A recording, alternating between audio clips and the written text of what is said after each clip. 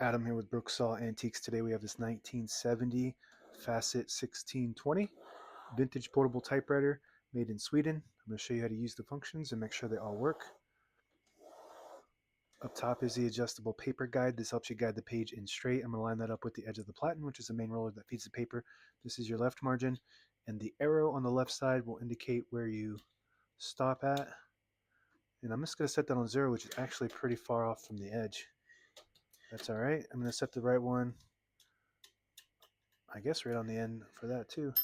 Let's see what that gets us. And this is the paper support arm, kind of incognito here. Gotta get it with your fingernail that flips up from the back. And then you can just, this is the paper bale that sits on top. It's got 2 adjustable rollers and a scale. And you can just check your margins once you got the page loaded. So that right one's a little bit too far off. I'm gonna move it in, and I'm gonna move this one past the 0 so it's in a negative. So I don't know if that's a Swedish thing or what, but it's a negative about 5 right there.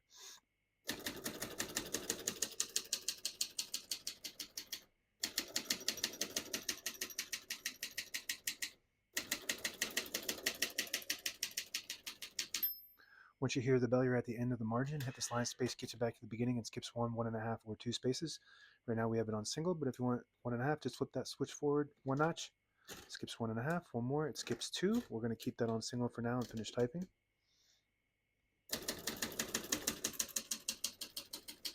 As you can see, all the keys type nice and none of them skip or stick. I'll type a sentence in red on the next line. I switch from black to red.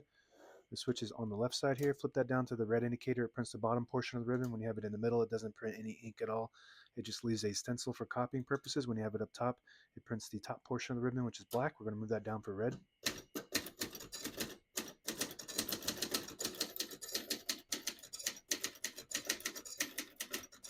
Beautiful. Kind of reminds you, it's got a German feel to it with a touch of class, I would say, in a different feel, but it has that German vibe to it. The print looks beautiful. It has unique typeface. The slugs read 88, which I think indicates Esquire Pica. Prints 10 characters per inch. Very good. Very clear and precise alignment, just like a German engineering typewriter would get you. And I think some of these were made in Germany. To pull the page out easier, there's a switch on the right side. You flip it forward, it unlocks the rollers underneath the platen, allowing you to pull the page out easy or load thicker paper like carbon copy or cardstock. Make sure you flip that back before you load the next page, or else it won't load correctly. Going to flip this down for now and put the color back on black. Got a shift on each side and a shift lock on the left. To clear that, just hit the shift button again. The tab on this is very unique. Right now we have tabs set on 10 space intervals. And I'm just going to clear those by this left switch here on the left side of the carriage. Right here. Go to the tab and clear it like that. So that's a traditional method of setting and clearing tabs with this left side here. And to set a tab, you just push it down or towards the back, and it sets a tab at that spot. To clear it, up. To set it, down. So that's normal tab set and clear, but on the right side, it's called a memory tab, and I believe on this model, I cannot find how to change it for my life, and I read that on this specific model, you can't change it, but for some reason, they set tabs on this model to specific non-traditional tabs. So to initiate that, you flip it up, I believe, or back. Let's test that. Okay, so to set them, you flip it back, and to clear them, you flip it up. So I'm just going to set them, and that sets a certain amount of tabs randomly. So for example, the first tab is at 0, the second one is at 9, third one is at 18, fourth one is at 20, 27 or 28. So it just kind of does that. I don't know. I haven't done the math to see why it's doing that, but you might be able to do it, but I just couldn't figure it out. I'm a typewriter technician, and I couldn't figure that out. You might have to take apart the mechanism or get under there somehow and do it, have a technician do it, but I just haven't learned how to do that yet. And I don't care about it that much to go in there and take it all apart. So to clear it, we're going to flip it up. So now we don't have any tabs set.